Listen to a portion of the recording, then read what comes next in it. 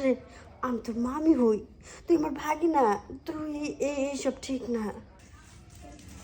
কয়টা দিন ধরে ভাবতেছি একটু বাপের বাড়ি যাবো, এই কাজ আর কাজ, কাজ আর শেষ হয় না। এই যে কাপড়গুলো নতুন শাড়ি কিনছি, বাপের বাড়ির অনুষ্ঠান যাইতে পারতেছি না।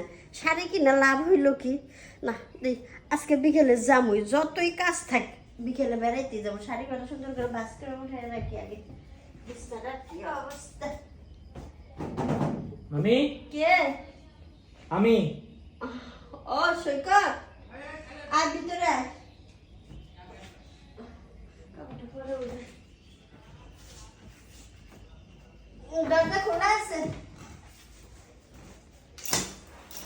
কি রে, কিছু তোর কি আর হইব, যেটা আবার সেটাই হইছে।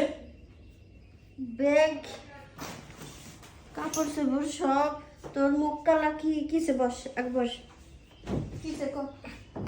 মার লগে ঝগড়া করে আয় পড়ছি বাড়িতে। ওই বাড়িতে আমি আর কোনোদিন যাব না, ওই বাড়িতেও থাকবো না। আরে বোকা ছেলে, মায়ের সাথে কেউ ঝগড়া করে? এমনি হয়তো কি নিয়ে রাগ করছে। এমনি রাগ করছে, সারাক্ষণ শুধু আমার কথা শোনাইতে থাকে। এই কারণে এবার ডিসিশন নিছি, ওই বাড়িতে আর থাকবোই না, ওই বাড়ি কিছু খামো না, এখন তো মিয়া নিয়ে থাকুন। আচ্ছা ঠিক আছে, সমস্যা নাই, মাথা ঠান্ডা কর। আর ও বাড়িতে যাবার দরকার নেই, তুই এই বাড়িতে থাকিস, এই বাড়িতেই খাস। হ তা এখন কি কিছু খাওয়া দাওয়া করছিস? হ, খাওয়া দাওয়া করছি, খাওয়া দাওয়া লাগবো না, শুধু ঘুমাইতে দিলে হইব। আচ্ছা, তোর মনে হয় অনেক ঘুম পাচ্ছে না?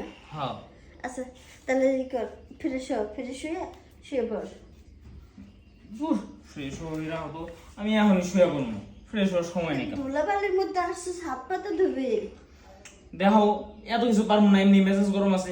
তুমিও যদি মার মতন সারাক্ষণ এইভাবে ক্যাটকেট করো, তাহলে কিন্তু আমি তোমার বাড়িতে ঠিক যাবো আছে না। ঠিক আছে, যা, ধুতে হবে না, যা তুই শুয়ে পড়, আমি চাদরটা ধুয়ে নিই মনে। বাবারে বাবা, ছেলে একখান। ওরা তো এখানে শুইতে দিলাম, ও তো শুয়ে ঘুমিয়ে গেছে গা। আমি এখন কই শুই? যাক, ও তো ছোট মানুষে, ওর পাশে আমিও শুয়ে পড়ি। ঘুমিয়ে গেছে। আমার শরীরটা ভালো লাগতেছে না, ব্যাগটা একটু গুছিয়ে রেখে পাশে থাক।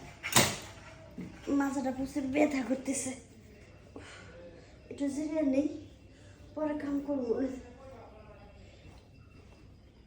ভাবছিলাম একটু বাপের বাড়ি যাবো, ও এসে বললো আর কেমনে যাই, ওরা থেকে কি আর যাইতে পারবো? আর যাইতে পারবো না।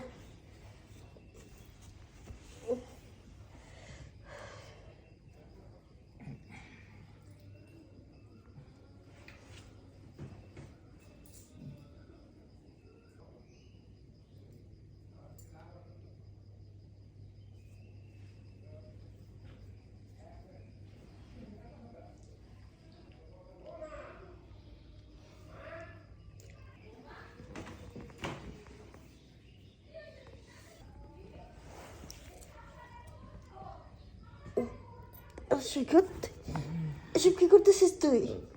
না মামি, দেখো, যেটা হইতেছে হইতে দাও, মাঝপথে থামাইতে নাই, রানিং গাড়ি চলতে দাও। আরে আমি তোর মামি হই, তুই আমার ভাগি না, তুই এইসব ঠিক না। দেখ, তুই ভাগি না, ভাগি না হয় মামির সাথে এসব মানুষ যদি জানাজানি হয়, তাহলে তো বুঝতে পারতেছিস। আহা, কেউ শুনবো না তো, এই ঘরের ভিতর কি আর মানুষজন আইতাছে?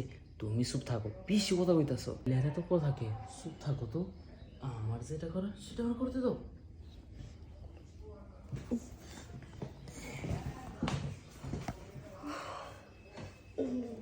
দেখ সৈকত, ঘুমের মধ্যে কি থাকে, কি হয়ে গেল তোর সাথে, এটা যেন কেউ না জানে। না না, এটা তো একটা ভুলে হয়ে গেছে গা। ঘুমের মধ্যে কি কারোর জ্ঞান ধ্যান থাকে? কখন কোনে হাত লেগে গেছে, কখন কোনে কি গেছে, এটা কি আর কারোর মনে থাকবো নাকি? দূর, তুমি এটা নিয়ে চিন্তা করো না, এখন তুমি নিশ্চিন্তায় ঘুমাও, আর কিছু হইব না।